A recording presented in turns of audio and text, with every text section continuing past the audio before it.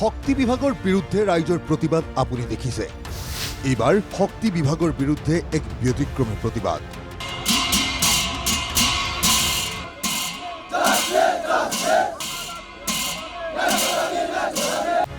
প্ৰতিবাদত নামিল শক্তি বিভাগৰে বহু কৰ্মচাৰী। চাকৰি নিয়মীয়াকৰণৰ দাবীৰে উত্তাল বিজুলী ভৱনৰ সন্মুখ।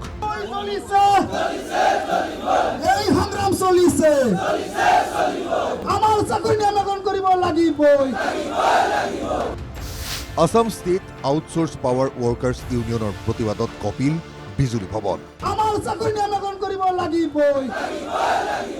এই দৃশ্য বৃহস্পতিবাৰৰ বিজুলী ভৱনৰ সন্মুখ ভাগৰ। হাজাৰ হাজাৰ শক্তি বিভাগৰ অস্থায়ী কৰ্মচাৰীৰ প্ৰতিবাদ বিজুলী ভৱনৰ প্ৰৱেশদ্বাৰত।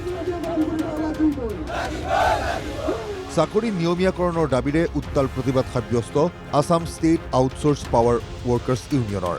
হাতে হাতে প্লে কাৰ্ড লৈ চৰকাৰ বিৰোধী শ্লোগানেৰে সমস্যা সমাধানৰ দাবী বিদ্যুৎ বিভাগৰ এইসকল অস্থায়ী কৰ্মচাৰী। 3 ঘণ্টাজোৰা প্ৰতিবাদত কঁপি উঠিল বিজুলী ভৱনৰ চৌহদ।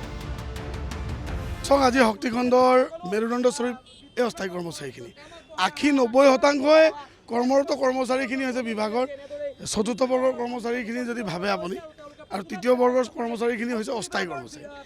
এই ক্ষেত্ৰত কিন্তু বিভাগীয় কৰ্তৃপক্ষত এটা মাননীয় মুখ্যমন্ত্ৰী বা শক্তিমন্ত্ৰী ডাঙৰীয়ানী আজিৰ তাৰিখত কোনো কাণ সাৰ নাই।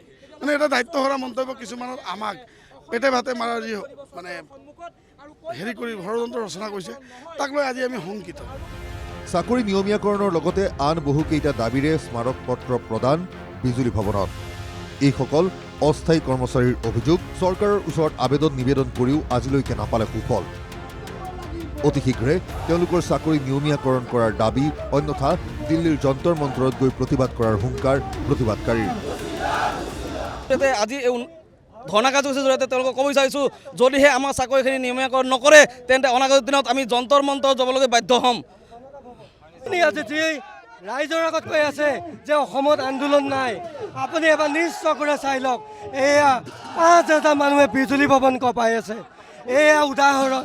যদি আমাৰ দাবী মানি নলয়, পৰৱৰ্তী দিনত আমি যন্ত্ৰ মন্ত্ৰলৈকে গৈ আছোঁ। যদি একো কৰিব নোৱাৰে তেতিয়াহ'লে 5,000 মানুহক আপোনাৰ সংৰক্ষিত এলেকাত গুলীয়াই মাৰি দিয়ক। তাৰ বাবে আমি ৰাজি আছোঁ। দীৰ্ঘদিনে অস্থায়ীভাৱে বিদ্যুৎ বিভাগত সেৱা আগবঢ়াই থকা এইসকল কৰ্মচাৰীয়ে প্ৰতিবাদ কৰিছে, নিজৰ অধিকাৰ বিচাৰি আন্দোলন কৰিছে। কিন্তু সমস্যা সমাধান হ'বনে, সেয়া হ'ব লক্ষণীয়। কেমেৰাত ৰাতুল ৰিয়ানৰ সহযোগত প্ৰাঞ্জল প্ৰতিম বৰুৱাৰ ৰিপৰ্ট, NKTV+।